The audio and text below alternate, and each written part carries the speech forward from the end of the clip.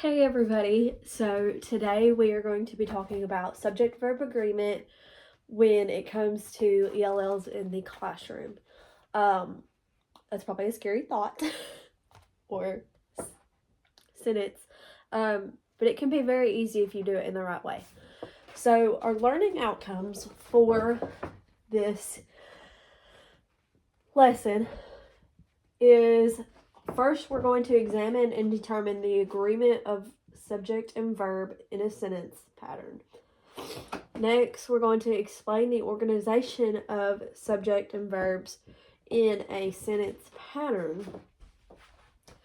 Then we're going to verify and correct the mistaken subject and deceptive agreement in our activity. And then finally, we're going to create and compose new sentence patterns with subject-verb coordinates. So, let's dive in. To start with, we need to go over what subject-verb agreement is. So, can anybody tell me what that is? Nobody? Okay. So, subject-verb agreement is a subject and its verb must be both plural or both. Sorry, my mouth is not working today. It is when a subject and its verb must be both singular or both plural. A singular subject must take a singular verb. Okay, so can anybody tell me an example of that? Great job. Very good job. So with any grammar topic that we discuss, there has to be rules. So everything needs rules, just like with grammar topics. So the rules for subject-verb agreement are a little bit extensive. There's about 11 or so rules that we must follow. Unfortunately, we don't have time to go over all of those today. So we're going to go over the two main rules, okay? So the first being that singular subjects require singular verbs. Can anybody tell me what that means? No? Okay, so I'm going to give you an example.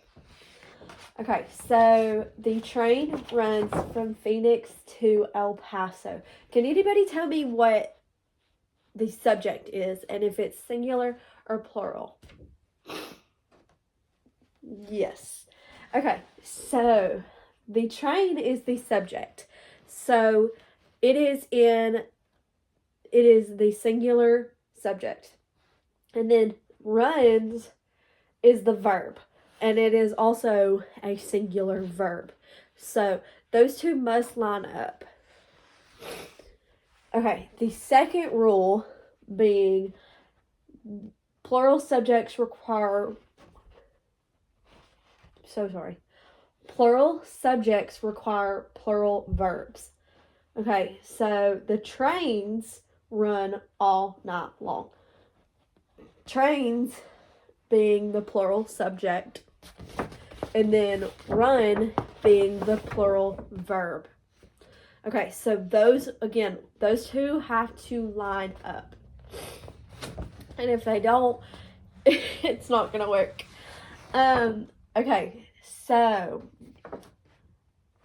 for our activity today, I'm very sorry my printer broke and I did not have the ability to print out the activity.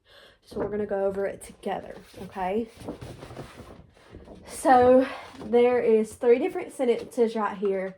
And what I want y'all to do is I want you to read the sentence and see which subject goes with the verb in the sentence. So this first sentence says, a blank was playing in the water. So our verb, what tense is that? Or is it a singular verb or is it a plural verb? So it is a singular verb. So we're going to say a dog was playing in the water. That's very good, guys. Very good. Okay, so the next one. Tomorrow, blank, are going shopping. Pardon me. So it would be, again, tomorrow we are going shopping. So right there, our verb is plural. So we would need the plural subject, we. Okay, lastly, the blank were playing in the mud. So it would be, again, plural. The pigs were playing in the mud. Very good. So we're going to talk about the common mistakes that most ELL kids make when learning about subject-verb agreement. A lot of kids get mixed up on which is which. So if my printer was working, I would have cards on the main types of verbs that might be in the sentences that we're going over. So, like, I would have a set of words that would be singular and then which ones would be plural. That way it's a little bit easier for them to understand. I would also have, yes. So, great job today, guys. You did really good. Good job.